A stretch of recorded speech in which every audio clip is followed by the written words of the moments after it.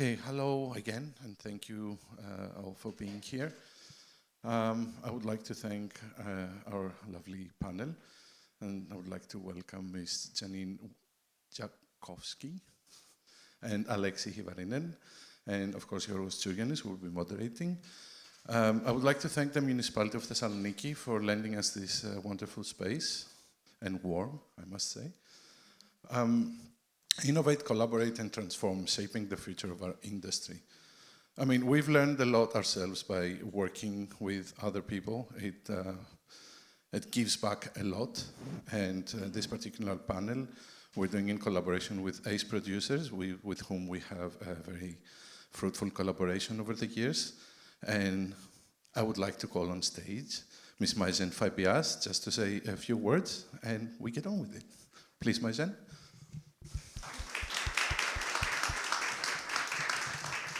Hello, welcome all. I'm Janine Fabias. I work at ACE Producers. I'm the events and springboard program coordinator. We are a training organization for established producers. We have some specialized workshops as well. I will not take up too much time. Please come and find me if you're interested, and I'm super happy to tell you all about it. But I would like to give the word to Yorgos so we can start the session. Thank you for Angeliki and Thanos and the festival and Agora, and we really appreciate the collaboration already for years. Thank you so much. Hello, everyone. Welcome. Thank you for being here. Thank you, Angeliki, Thanos, and the Agora of Thessaloniki Film Festival, and Jean and ACE Producer for bringing us all together here. The idea today is to talk about innovation, which is another way to say that we would like to talk about change and how do we respond to it. There is no surprise in the fact that the industry is evolving very, very fast. There is new tools, new platforms, new set of expectations every day. And that changes also the way we think about film, how we make them, how we finance them, and how we sell them with audiences. Said change can come either from technology,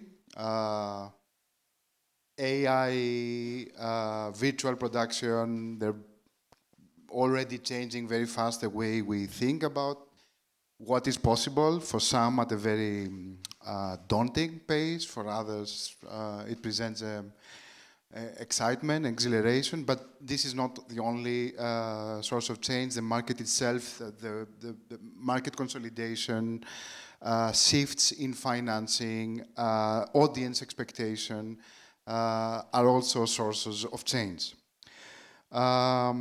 So for us, producers, independent producers, this translates somehow in the idea that we always need to be in a state of adaptation. We need to be able to constantly adapt. So the question is, what do we do when we are confronted with change? Do we resist it? Do we quietly adapt to it? Or are we trying to be part of it, to shape it somehow, not to shame it? There's no shame in change. Okay, so you can either do that by adapting new tools, new workflows, but you can also do that by creating alliances and collective models. New ways of protecting creative freedom and somehow staying sustainable. And this is where innovation and collaborations, which are the headlines of our today's chat, come together. So I'm very happy to be joined by two producers whose work I admire a lot. Janine Jackowski from Komplizen, Germany. Janine, you span a career of some 20 years, having produced close to 60 titles of film and television. Films like Tony Erdmann, like Fantastic Woman, Synonyms, and most recently Maria and Sentimental Value that we were just talking about. Aleksi, you're very experienced yourself. You are a Finnish producer and screenwriter. Your work spans television, film, and new storytelling formats. You are co-founder of Dawn Films, and with titles such as The Twin and Arrhythmia, and a slate of very successful international co-productions. What I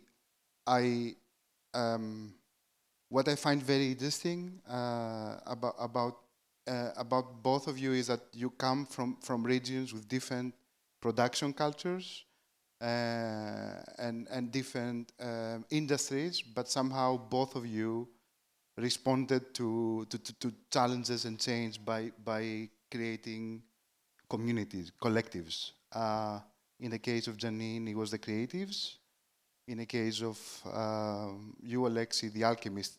The very different initiatives, and we will talk about them in a minute, but both of them have the thing in common that you wanted to cope with things by working with others. And I think that's super interesting and exciting. And this is the nature of the discussion today. I would like to propose that we spend some time, maybe you go over these initiatives and explain what they are and how they came about, and then we can start talking about them. And we would very much like to invite questions also from you. We would very much like this to evolve into a conversation rather than like a presentation.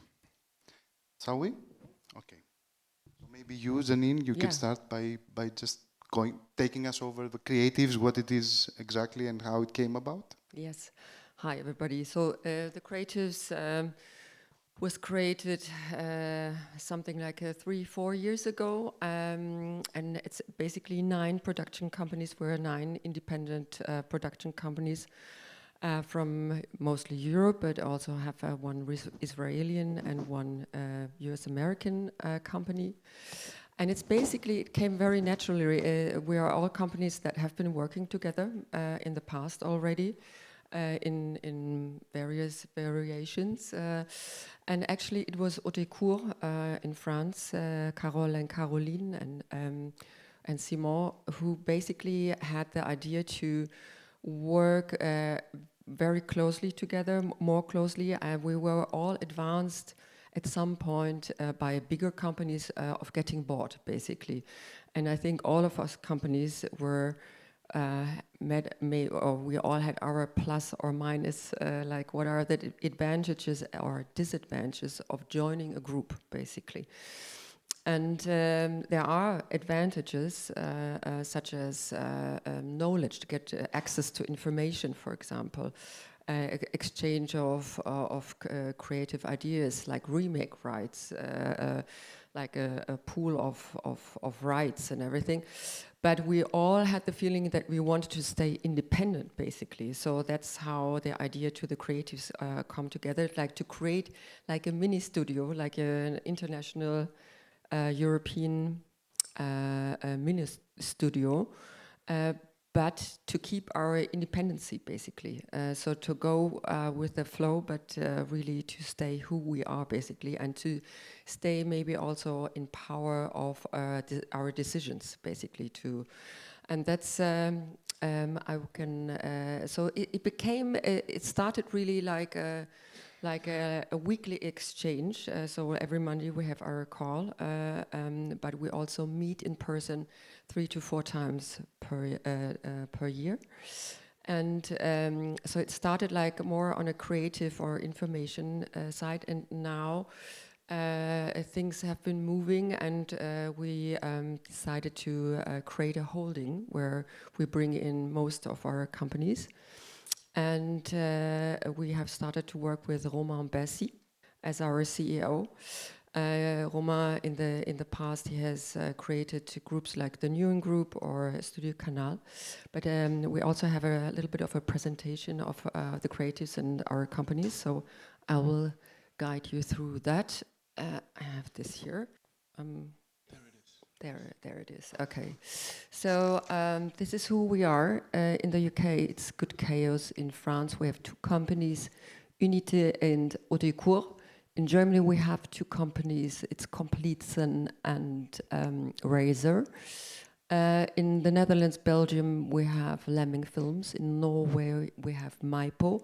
In the US, it's Masha. And in Israel, it's Spiro Films. So, and as you can see, altogether, we have 340 films produced, over 50 series produced. And major awards, major wins. Romain Bassi is our CEO. And he has created these groups, and he's really guiding us through the process, like what we need to do in order to really grow as a group. And as you can already see by these impressive numbers, it's when you unite, you become stronger. But also the group is getting worthier, I would say. So we have a few slides about the company. So in Good Chaos. Good Chaos is probably the most recent company. It's created by Mike Goodrich, and he has produced most recently The Ballad of a Small Player by Edward Berger, but also has been co-producing Triangle of Sadness.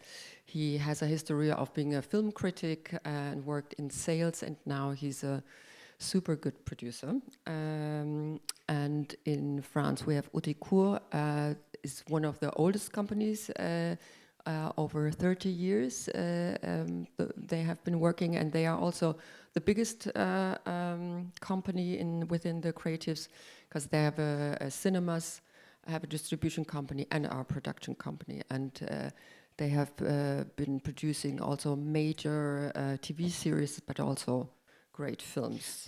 That's Oekur specifically, yes? Yes, that's Oekur specifically, yeah. And then we have Komplizen, which was founded by Maren and myself 25 years ago, and Jonas joined us as a producer. And we started with producing award films, festival films, and have gradually been growing to doing also commercial films, but also TV series. Work a lot internationally. And then we have Lemming Film that was founded by Leontine Petit. Leontine has also created Lemming Film Belgium, and so, which is a super a good combination with combining the tax credits, like in both countries. It totally makes sense. And she has been producing films, but also super successful TV series like Tag and Nacht. And it's a very senior producer. And then we have Maipo Film in Norway.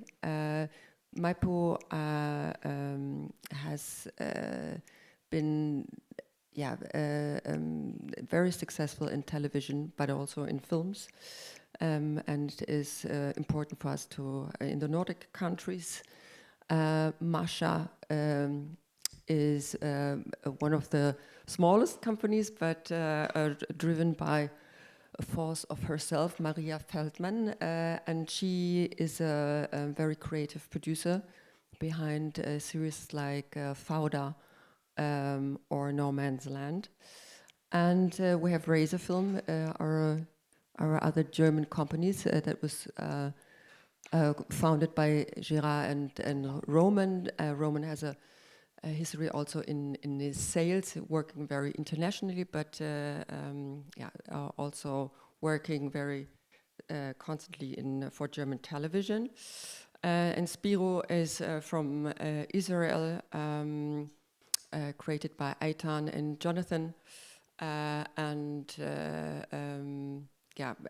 For example, Spiro has worked a lot with Masha and also has worked a lot with Haute. So, like, all of us companies have been working together in different kind of constellations, basically, and it's really some companies that we trust, basically. And then there's the second French company by Bruno and Caroline, mostly doing television. Very successful, the story of Suleiman, that was last year in Cannes. Tapi and Rematch, both very successful series, basically. And yeah, these are some of the awards that we have. And we have also founded the Creative Connection. We started in 22, which is largely funded by media. And it's basically a workshop that goes over the year where we work together with screenwriters. And yeah, there are our combined library, as I was saying, 340 films, 50 series. Together, it has a worth of, in between 35 and 40 million euros. And basically, that's it. Thank you very much. Thank you. Yes, well deserved. A lot of ace producers in these lineup, so this is worth noting as well. Okay, I would like, before going to you, Aleksi, and the Alchemist, I would like just to clarify a few things. I mean, I picked up, you mentioned a number of times that you've already been working with a lot of these companies. So in some way you were building kind of a common vocabulary. You knew that it was people that, you know, that you could trust, you know, you possibly shared work ethic.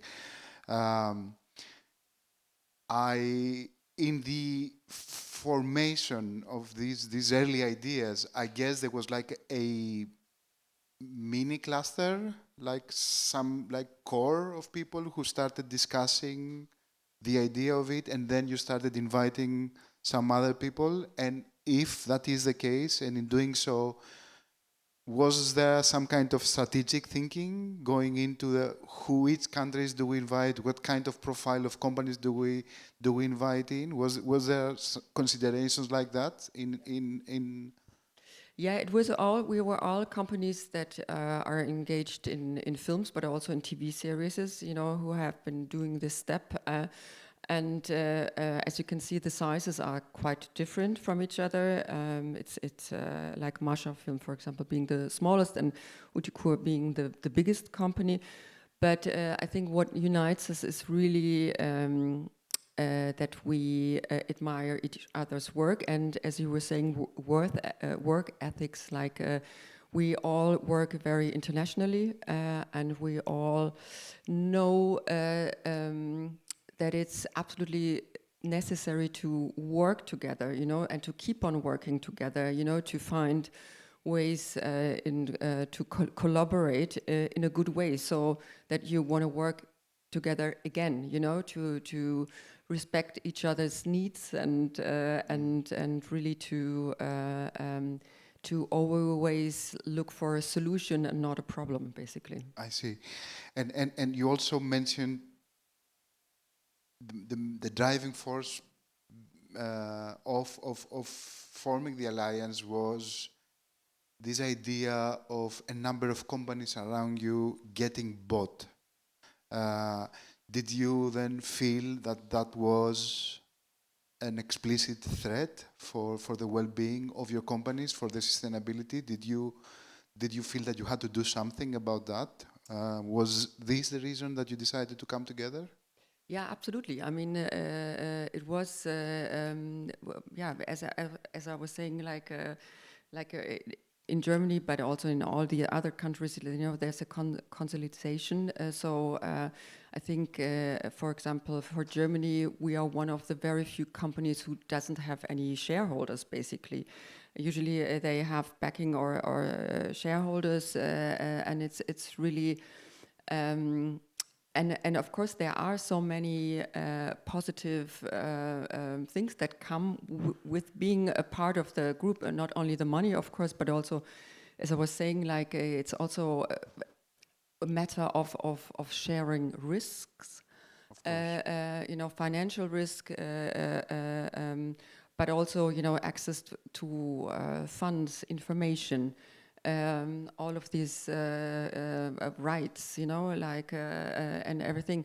And whilst we were, I was just curious, you know, as I'm always curious, you know, to enter into new things. And we were starting to have this conversation, but, you know, it's always, I think all of us had the same feeling as, yeah, it's interesting, but, you know, what do you give up for that, you know? And it's really, we are all very proud independent producers, and we really want to keep it that way. Keep it that way, and we want to be in power of our own decisions, you know. And so that was a very big part of it.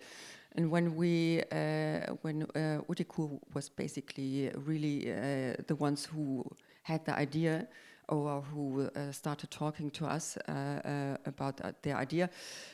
And first of all, as I was saying, it really was more on a creative or more on an informational side. And then this idea became stronger and stronger to really unite and to really join forces. Yeah, amazing. I have all sorts of questions about how you work and how the structure of it is and how it evolves over time. And I'll come back to it. Aleksi, would you take us through the Alchemist and how that came about? And sure, thank you. And, yes. and actually listening to Janine, first of all, I'm a fan. It sounds like a great initiative and something that is important to consider now in this changing field of film and TV. But also listening to you, there's actually a lot of similarities, although it's totally different what we do with the Alchemist. We started with, well, you know, the origin story is 2022, 2023. First images created by Midjourney came out in public, and they were still quite bad and quite, you know, abstract and funny. But there was an article, probably in Finland, telling that in 1 or 2 years you won't be able to, you know, distinguish an AI image from a normal still photo. And that kind of, we got interested and started talking with some colleagues, or film people from the Nordics mostly, a post house, some innovation people, you know, people who collaborate and work on a daily basis together. And we decided to kind of dig up a little more information. It turns out that a lot of AI experts that we kind of interviewed told us that in 1 or 2 years, you know, moving image is going to be 1 or 2 years behind still image. So we started doing the math that, okay, 2025, 2026, moving image is going to also be difficult to distinguish, you know, the real shot from an AI-generated shot. And that's kind of how we started thinking. This must be a huge change for us in, you know, how we make our films and how we make TV. Whether we want it or not, it's probably going to happen. It's already happening. And do we want to wait out?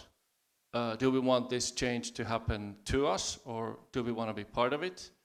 And we took an approach, a very pragmatic approach of, okay, let's start finding out more. And in the beginning, it was also inviting people for lunch, you know, 5 to 10 people, experts, mostly people from film and TV, you know, editors, but also AI creators, up-and-coming people, engineers. And during those discussions, we, people with background in you know, in our field of cinema and TV, we came to the understanding that the people and the powers driving this change don't necessarily, at least many of them, don't necessarily share the same values and insights that we as filmmakers share. We spoke to some engineers who wanted to make, you know, they were really excited about the possibilities of generating AI videos and AI films, and they had a concept of putting together an AI-driven studio which will do a movie a week. So they were like, we're going to do 52 movies a year. It's going to be great. The volume is going to be so efficient and so fast. And we were like, yeah, but that's not what we want to do. It's like, it's not about efficiency. Like, we don't care about 50 or 52 films a year. It's enough to do one good one that people care about. And also, even, you know, business-wide, that seems to be the case. If you look at the SWOT services and everything, they actually need those quality A-class titles in order to survive. But it was super difficult to get this across to people who were, you know, AI enthusiasts and had an IT background. So this kind of distinction between efficiency and genuine interest in storytelling was something that we find, it was really difficult to find people who shared both. And we just decided that, okay, let's continue with this. Let's start forming a kind of a collective where we exchange information and try to make it, more official and more part of our daily work. And it's been a long path. We're probably not as official of a group as the creative, so it's kind of evolving still. But we have innovation specialists, filmmakers, advertising producers, post houses, and members like that, mostly from the Nordics. And our aim is, as said, be in the room when the change happens, and somehow try to find an angle where, storytelling remains the center of our work, and also how we use AI. And I also want to add that we do have a critical approach. We kind of have a rule in the collective where we try to stay improvisational and positive, but we do often end up in discussions and making decisions together where we decide against AI. It's not something that we, are super enthusiastic about every day. Myself, I think every second day I feel like this is awesome. It gives such a great opportunity for an independent producer to tell bigger stories and whatever. The next day I'm like, oh my God, this is going to destroy the cinema and maybe the whole world. So this is kind of our attitude. We try to be open but also critical. I wanted to show you guys a short reel of some of the work we've done within the collective. This is advertising, some experimental stuff, short films, and just a 1 minute reel basically to give you a feel of totally. And this reel is the AI native stuff, which means all of it is AI. We've also done stuff that has a bit of AI and mostly live action, but here's all AI. Please, let's see it.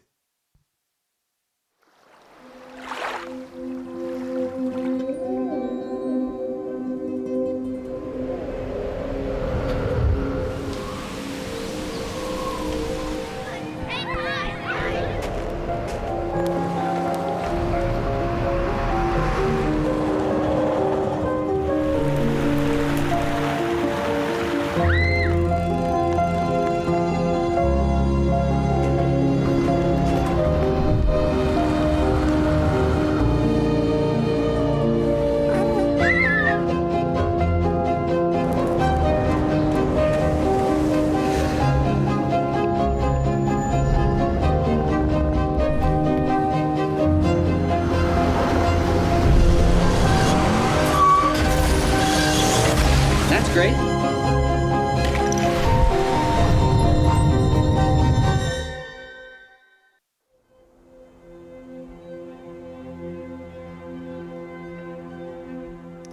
So 61 North is one of the advertising companies under the umbrella of the Alchemist.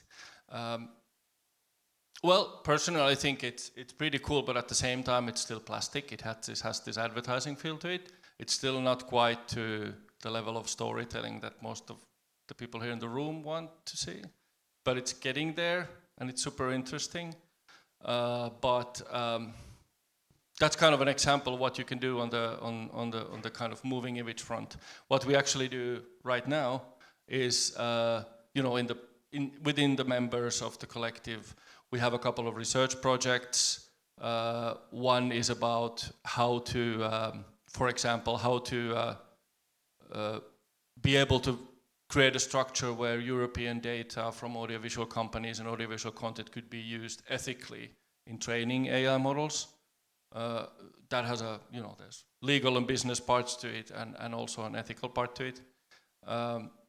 We have a research project trying to find ways to use, one of the post houses' decades of experience in post to kind of train models where we could easily and faster forecast the effects of the decisions made throughout the production in post, both budget-wise, schedule-wise, and creatively. So there's kind of different kind of interesting ways of using AI. These are like research projects, funding from various public funds and stuff like that. We've done, as said, AI native advertising for brands in the Nordic countries. We're putting together a slate of AI enhanced short films and feature films, kind of projects that feel like this is something that we couldn't probably do without AI, at least with the normal financing that we have and the normal opportunities that we have. We organize workshops.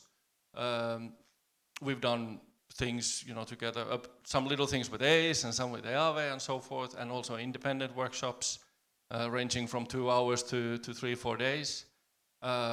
So there's a lot of stuff happening around the subject of AI, but coming from people who are basically, have spent their time writing, producing, filmmaking, in editing rooms. But we also have some fresh AI creators who sometimes, totally disagree with us, and that's refreshing. And some people who have a long background in innovation and innovation funding. So it's still evolving. There's even a direction of a bit of a mini studio as well happening, but I think it was super interesting to hear what you said, because kind of the background is the same, and even though it's different, it's the same concerns, the same opportunities, and the same way of collaborating together, and basically just starting to talk with people you already know and you've worked with, and then finding more, and everybody shares the same concerns and interests and wants to solve something.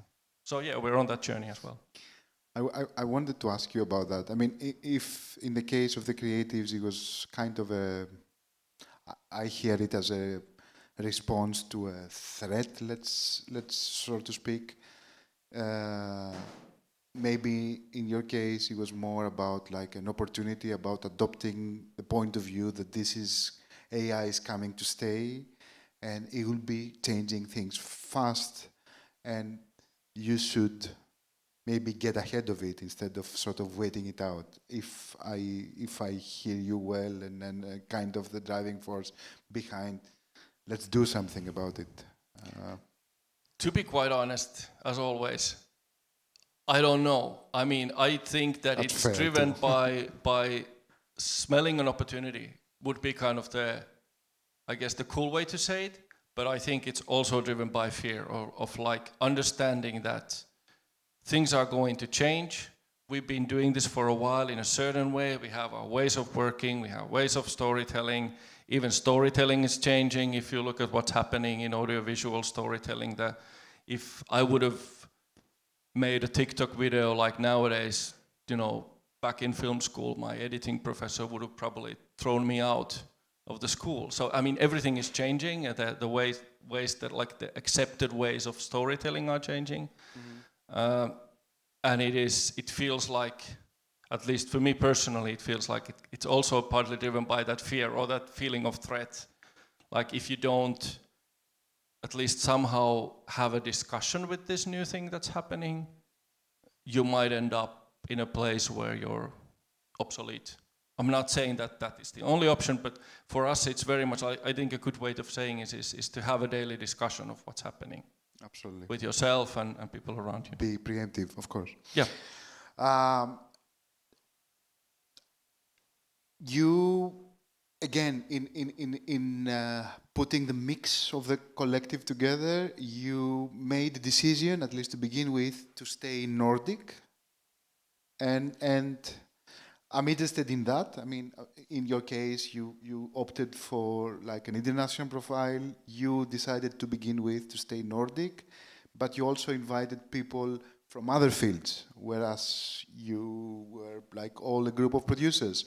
So I would like maybe to ask you about that. I mean, the reflex behind it. I mean, because I think that, it's worth highlighting maybe the reflex behind when you start like a collectivity. Maybe you want to feel the safety of a common language, but also you're going to other fields, and what drives this kind of thinking and this kind of decision. That's interesting to Yeah, actually, it is purely coincidental. As it happens, naturally, the people you call first and people you meet in your daily work, they happen to be Nordic at the time.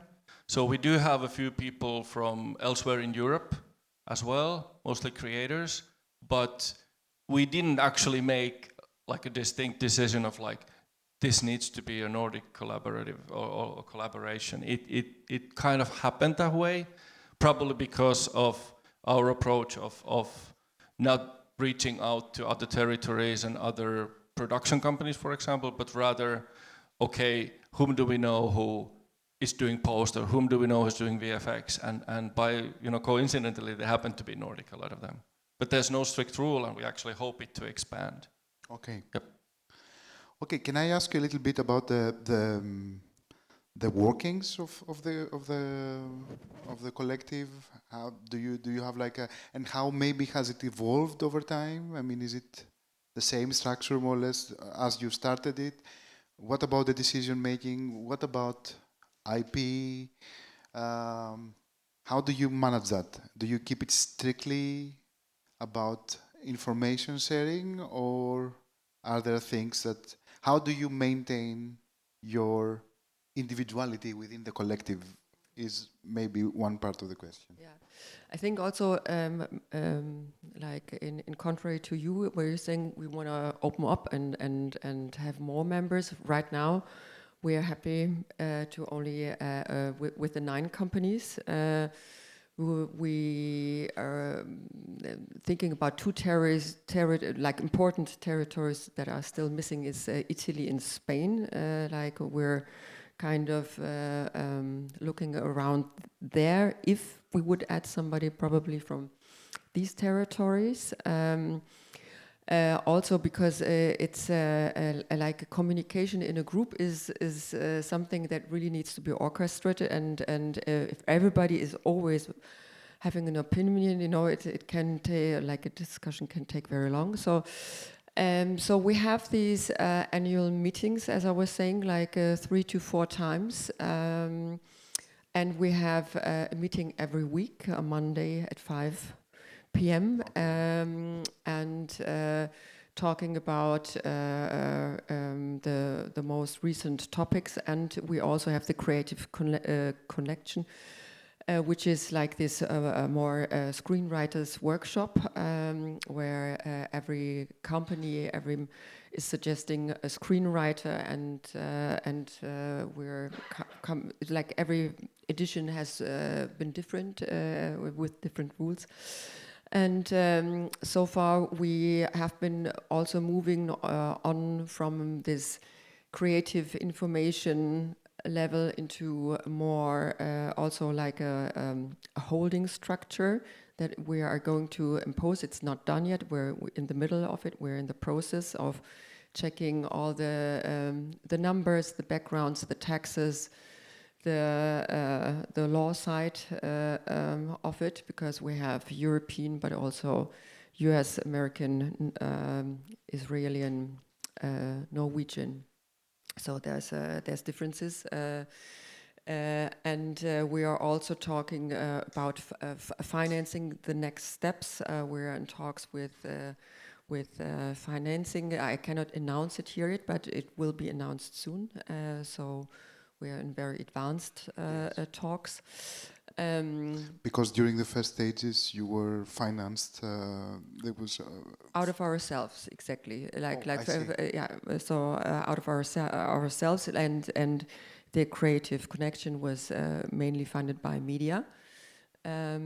But these new steps that we're going to take, and it's in order also to grow and to join our forces, but also our power, and to also widen our worth of the company, because this is something that Roman showed us very, very openly, is that together, if we are a group, we are much more worth than selling each company, basically. So it's really uniting all of that together. So we have a structure, and there will be a board of the holding that will make the major decisions, but what is really important are these annual meetings, like these 3 to 4 times, where we are meeting for several days, like 2 to 3 days, and really discuss things deeply, like advantages, disadvantages, and yeah. But this new holding, this new entity is not going to be a new super producer.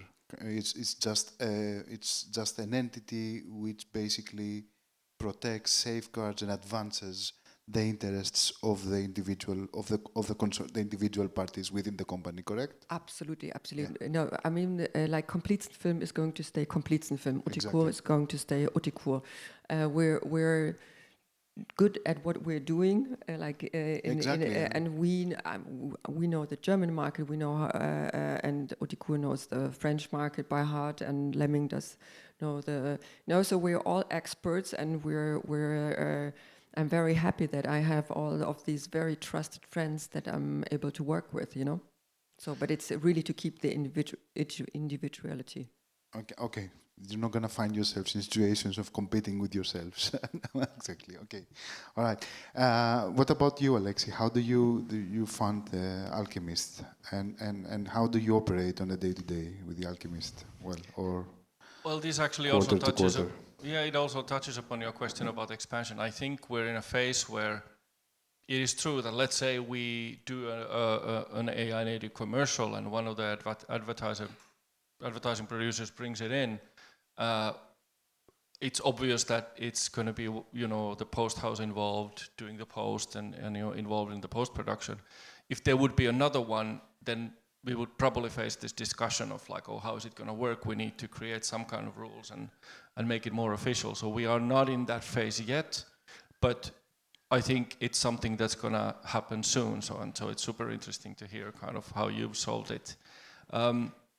When it comes to the creative field or creative industry, if you want to call it in general, I think it's kind of confusing, because all the experience that I personally have from successful creative work and collaboration is totally against the trend of consolidation.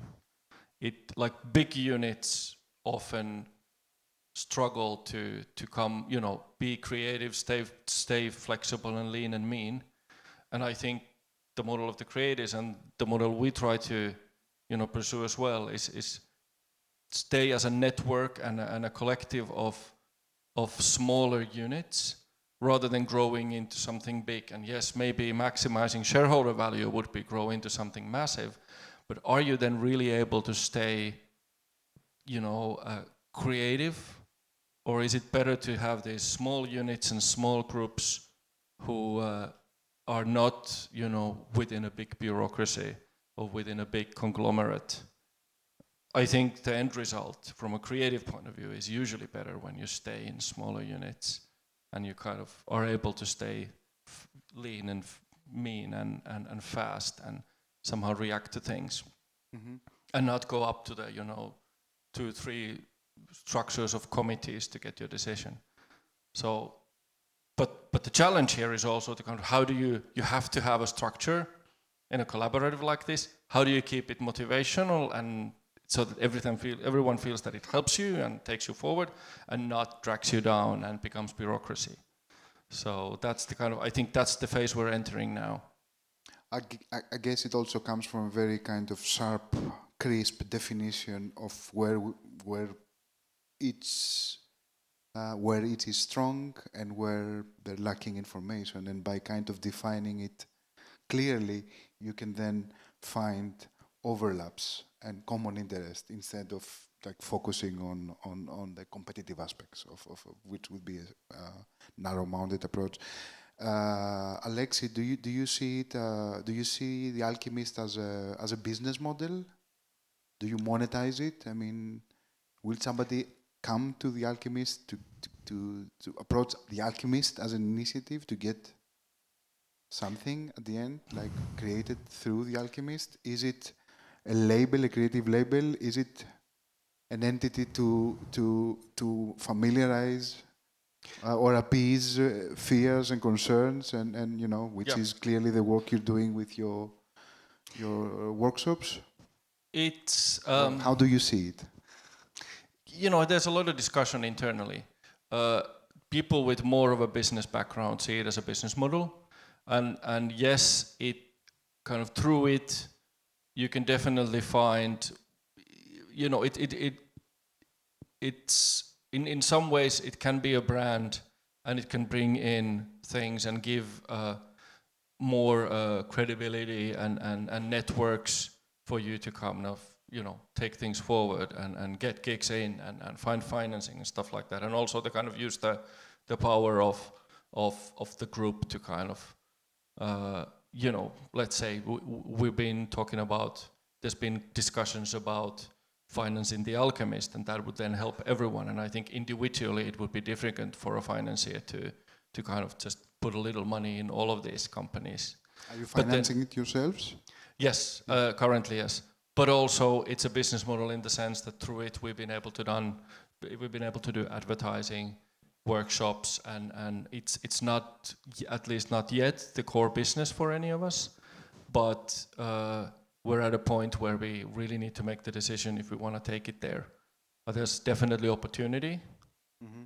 And then it's a matter of like, what do you choose as your core? I think best case scenario, again touching upon what we were discussing just now, best case scenario collective like this would enable you as an independent filmmaker or AI creator or post house or producer to focus on your core. Now as an independent producer, it often feels like you're doing all kinds of stuff that you never actually, this is not why I came to the, to make films, but now I'm suddenly doing this, which can be fun, but at sometimes it also slows you down. So I think this is developing into a business model. We just have to be careful about not losing the momentum of creativity and kind of the fun of it. And I think there's a lot to learn from the creatives, like how do you do it? How do you build it in order to kind of keep it something that, takes you up instead of takes you down. Thank you. Are there any questions at this stage? Maybe by you?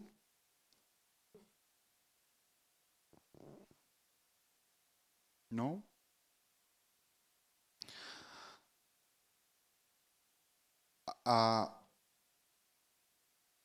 From your initial ideas of coming up with a collective, have you been positively surprised down the line? I mean, you had an idea, you came up with it, clearly you felt the need for it, you responded to it. But have you been positively surprised, or I guess negatively surprised, but I'm mostly interested in the positive. Did you find opportunities there that you didn't even imagine? Did something become possible that before it was not? I mean, the creatives, the connection, the workshop is a very interesting example of that. To me, it's an idea that, and clearly the workshops you're doing as well, but maybe that was part of the mission statement to begin with. Did you come up with something? Did you realize that working together was actually even stronger, even better, even bigger than what you imagined? Janine? Yeah, I can answer that very clearly with a yes. It has really changed. It was first of all really to have this exchange of information and on a creative level. And now it's really becoming super serious with this holding, where we're all bringing 51% of our companies into that holding. And based on the net worth of the companies, we in exchange get a percentage of the holding, basically. Okay. So this is how it's working, and it's really it gives us also once the whole process has been done, and we have a first round of investors. Then it will enable us to work on a different level, basically, and it gives us at the same time safety, less of risk, and a lot of business opportunities, basically, to grow even further. Plus, there are the projects that are really coming out of the creative collection. And really new financing possibilities, new projects. We're now, for example, working on remakes. Or, we made a list of films and rights that are available amongst each other. Really, and we're just starting this now. For example, this is all small examples, but yeah, it really has changed. So the holding itself will allow you to take full advantage of your IPs yes, as absolutely. Well. Is there some, I don't want to put you on the spot, but would you be able to highlight like one film or TV program that became possible because of the creatives that you didn't think would be possible before? And maybe that's not the case, but I'm curious. No, I mean, I think there are... this is still in the making, so it's not ready yet. But yeah, there are projects, and right now we're working, for example, on a remake of Lemming film. So it's so yeah, it's still in the future, but yeah, it's in the process right now. Thank you. Aleksi, were you surprised by your idea and the strength of it? Yeah, it does surprise you every day, but it's also the nature of with our focus in AI, it's changing and evolving every day, and it blows your mind quite often in good and bad ways. I think that in terms of opportunity, it's definitely there as a collaborative and a, let's say, as you said, a business model. But personally, for me, the most interesting thing has been to, for example, be able to be part of a research project that is exploring how it would be possible to kind of find a structure for training data ethically or audiovisual data. So aside from the kind of the main objective of finding out if that's possible for AI, you learn a lot just being part of it in a little way of how different countries work in Europe, what are the differences legally, how independent production companies, what kind of libraries they have, how do they manage and exploit them or monetize them. So you kind of end up, that's what kind of surprises me most, I guess, that you end up learning a lot, probably forget 99% of it. But at the same time, there's like a lot of information, and it feels like as an indie producer from Finland, you often don't have time for stuff like this. And then you have some great workshops and discussions like this where you hear and learn. But now it somehow kind of comes naturally through the collaboration, and you hear stuff and people kind of, we have those discussions and stuff. So I'm really looking forward to kind of even more of that. Yeah, it the becomes information and the kind of something that is close to what you do, but not necessarily exactly what you do. Like a gravitational pull of like a knowledge pool. Yes, that exactly. Somehow you attract to it. Exactly. I'm dying to ask you, but I'm so afraid also to ask you because that would open up the conversation to another panel talk. But what is the ethical way to use AI? Yeah, you're right. It's another session. All right, okay. But in this research project in particular, there's, for example, in the US, there's Moon Valley is an example of a model that is at least trying to find an ethical way of doing a video model, AI video model that has cleared all the rights of its training material. So this research project in particular is is exploring how would it be possible, and is it possible, and what are the kind of the business aspirations around it for independent production companies. And let's say the creatives has a huge amount of IP. Is there a way to somehow clear parts of that for training of AI models in a way where there would actually be consent from the creatives basically behind it? And it becomes quite complicated, of course, because let's say all of those movies probably have a bit of a different structure of what kind of rights you own and so forth, and what you have to clear. But that's kind of the focus of that project. Yes, of course.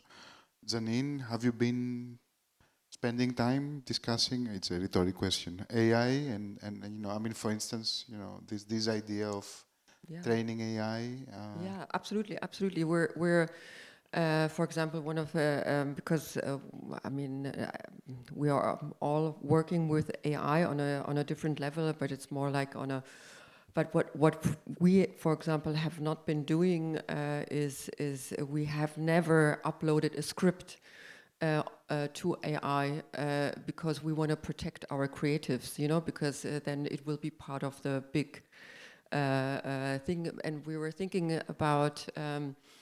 Because it actually costs quite a lot of money, is really to have a protected server that is only used by the creatives, where we can,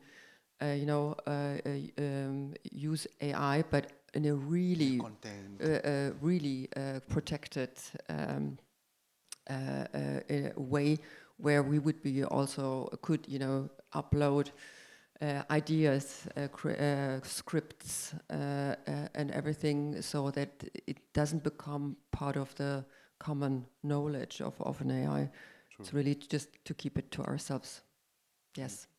I think that's a good example of the power of a collaborative, doing something like that, running an AI model locally, for example, or in a closed server, is a bit of a hassle for smaller production companies, but then when you have a bigger entity, it becomes reasonable, and you can maybe even have a dedicated party to take care of it and run it and so forth. So it needs either a bigger company, at least for now, or a collaboration like you guys. Great. What have you found challenging in these respective collectives? Has there been surprises, negative ones? Has it been like a smooth ride, or? There are a lot of positive effects when it comes to groups, but there are, of course, also negative ones. Like discussions can take long. It's really like. When everybody is, and it can go in circles, this is also something.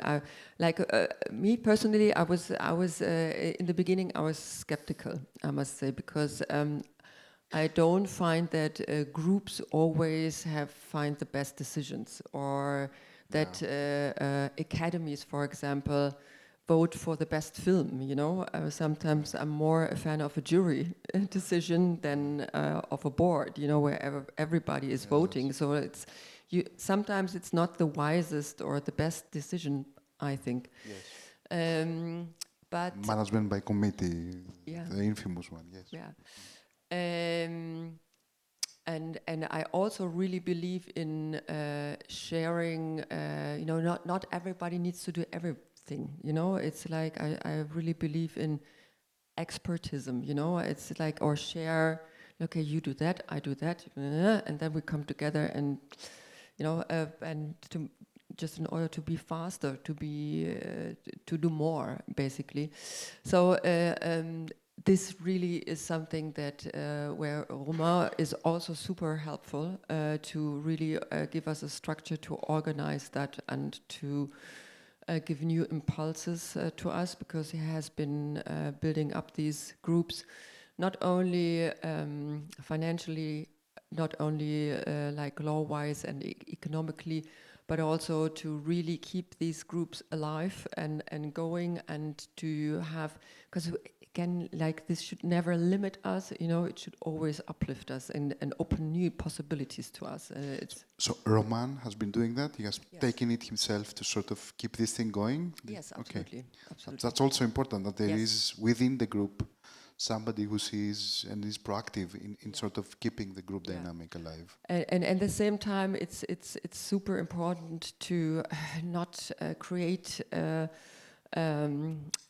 structure or a holding that is feeding itself. You know, it needs to be lean. It needs to help us as individual companies. You know, it doesn't need to finance itself or cost so much that it's eating up itself. You know, this is also something that Romain is preaching us. You know, to keep the structure of the holding as lean as possible, to really give it to each individual company. Yeah. Okay, but still Spain and Italy, do you think there's maybe a little bit of space for those territories? Maybe, yeah. Okay, good. In the next step, yeah. Thank you. What about you, Aleksi? What have you found challenging? Well, it's true that sometimes there are discussions where, let's say there's an interesting little production or a commercial we do, and suddenly there's 3 producers who want to work on it. So then it's a bit of a discussion, also from a fee point of view, but less like, does this make any sense? Like, we only need one. But so far, that's always been solved. I think for us, it's there are people from various backgrounds and with different work cultures, and I'm not talking about countries or territories. It's more like different fields of work, which we've learned have very different ways of thinking. Like the example of somebody being very driven by efficiency, and that's kind of what motivates her to kind of be very efficient with things and make things more efficient. Sometimes it's been super frustrating to try to explain, like, this is how things work, this is how we do films, and these are the kind of the little laws we have, things that people in this room would instantly, we wouldn't have that conversation because everybody would be like, yeah, that's how it works. And then you end up talking with someone who has a totally different approach, and it can be very frustrating, but the only thing you can think, you know, and I've been frustrated, but you kind of have to turn it into like, okay, it's, you have to be open to that different kind of view, and granted, there's always also been situations where I've been trying to, for example, explain like how the business model of a Finnish independent production company work, and then we release this film, and then, you know, the distributors pay and this and that, and these business people have been like, Aleksi, that's not a business model. And I'm like, I have to think about this.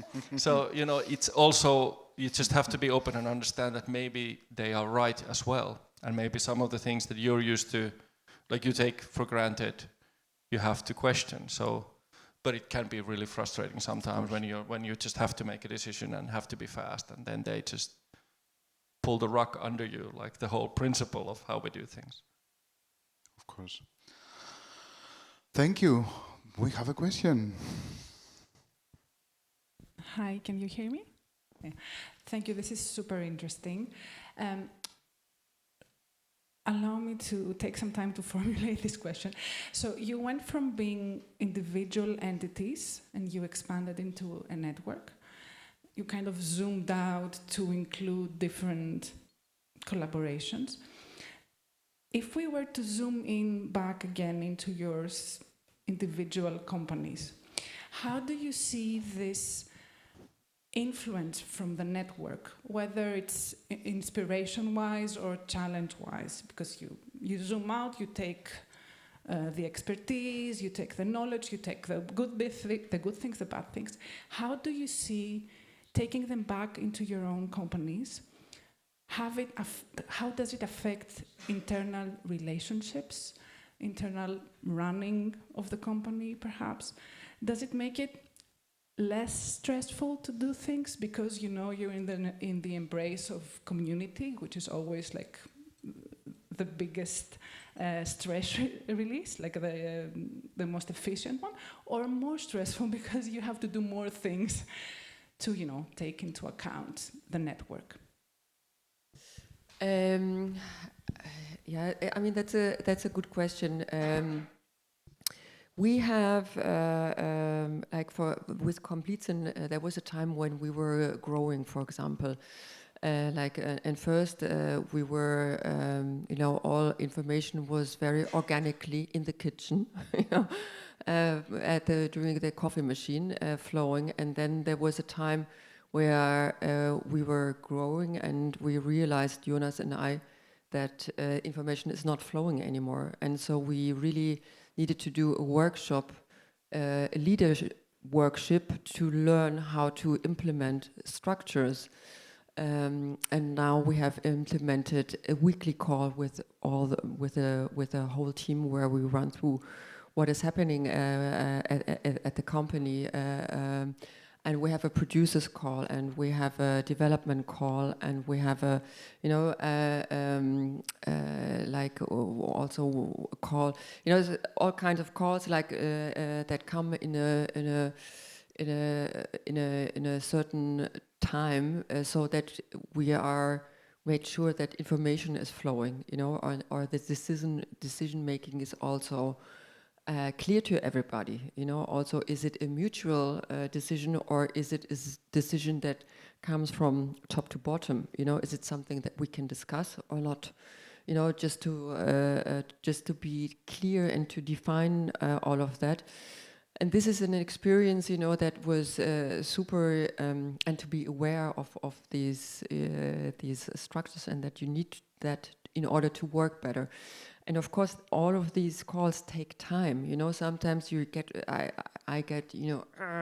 frustrated because I want to keep moving, and I feel like it's stealing a lot of time.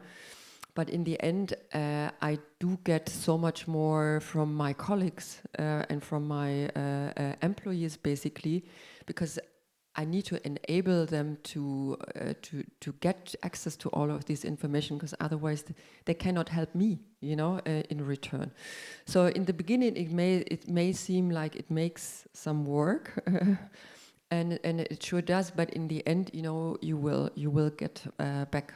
And it's the same with the creatives, basically. Now all of our development producers meet regularly, as well as our line producers, in order to exchange, again, information and to work closer together, and to really and it's also really super helpful. Like if you have a problem, then you can use the collective, basically, and just ask. Yeah. Aleksi? Multiple facets to that question. I think one is definitely time management, because, for example, us as a production company or the post house and everyone, the core thing we want to do is for us making films, TV series, and sometimes technology is not really the motivation or it's means to an end. So strictly inside the production company and the production companies, there's sometimes conflict. Do we want to spend so much time with this when we actually need to focus on just storytelling, and we're not about technology? It's just something we need to master and use in order to tell stories. Or for the post house, similarly.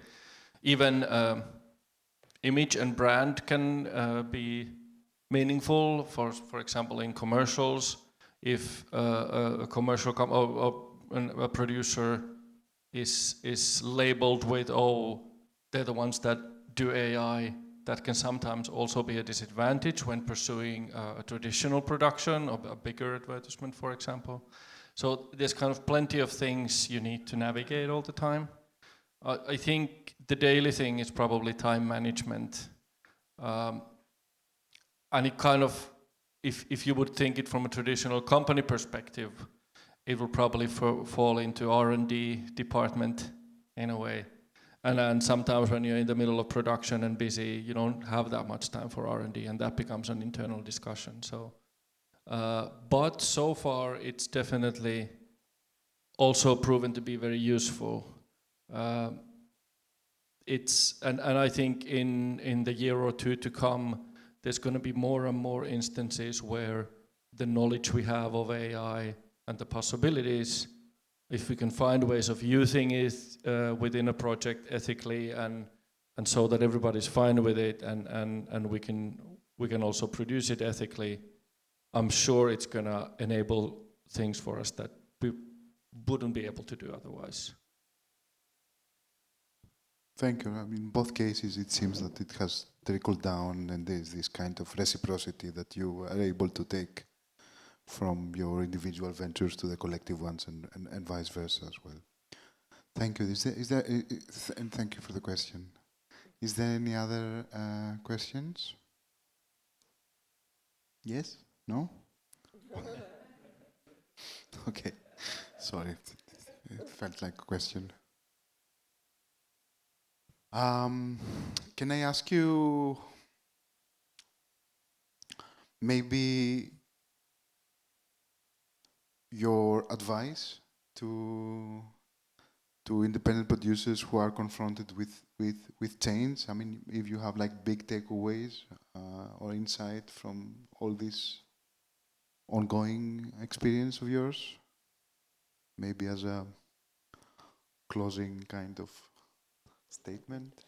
Yeah, I think it's always easier when you do it together. Basically, it's like whatever challenge you will face, it was probably somebody else has faced the same challenge, and it's about sharing these experiences. And I was very fortunate, like when we started our company, that I met a few more experienced producers, and they were like, call me if you have questions. And I actually did call, and when I had a questions, and I would get an answer. And this is when I'm teaching at film school, or what Jonas or my partner, it's really like sharing knowledge and sharing also, the failures, when things went wrong. This is I think one of the best lessons also in dramaturgy I ever had was on a writer-director do only about the mistakes they made. It was fabulous, really, because they were so transparent and really like, and everything. It was marvelous, really, to see. This is what is going to happen, and it's okay to ask for help. Yeah. Great, thank you, Aleksi. Yes, exactly. I think we're talking about innovation, which easily becomes a buzzword, but for me, it's been, after some time as a producer, it feels like you find your ways of doing things, and there's even maybe a fairly stable way of financing your movies and doing them. You often end up working with some of the same people, and that's great, but change is imminent and it's happening, and I think innovation in a way is not necessarily coming up with a new tool or some weird machine. It's about being part of the change and being curious, and especially with AI, what I'm trying to learn every day myself is to be open and to be somehow responsive to things and trying to find the good in things, while being aware of the risks and just somehow the openness to change is something I really need to push myself into, and I'm still learning it, but I think it's something that is, especially now when everything we do is most likely changing. The background of the creatives has to do with the structural change in the industry, or many of them, so, as well as the Alchemist. So being in the room is and somehow being open to those things. And the other thing is, which I think is comforting in this, using this AI thing as an example, amazingly talented people who can create amazing things with video tools, AI video tools. They don't necessarily have a clue about storytelling or continuity or the taste factor of how to make it visual and how to create visual storytelling. So there's definitely a place for experience and people who kind of love that aspect of. It's also the interest of, this is what I'm interested in. So you can combine your experience and your interest and your passion, to put it that way, with someone else's, which can be different. So that's the great thing. And we are needed, so that's kind of the nice thing. Thank you so much. Thank you so much, both, for your openness and for your generosity. And I certainly feel smarter hearing you, and we are in the room, and ACE is very much about network and about sharing, and Agora is very much about openness and sharing. So we are at the right place. Thank you so much. Thank you. Thank you so much.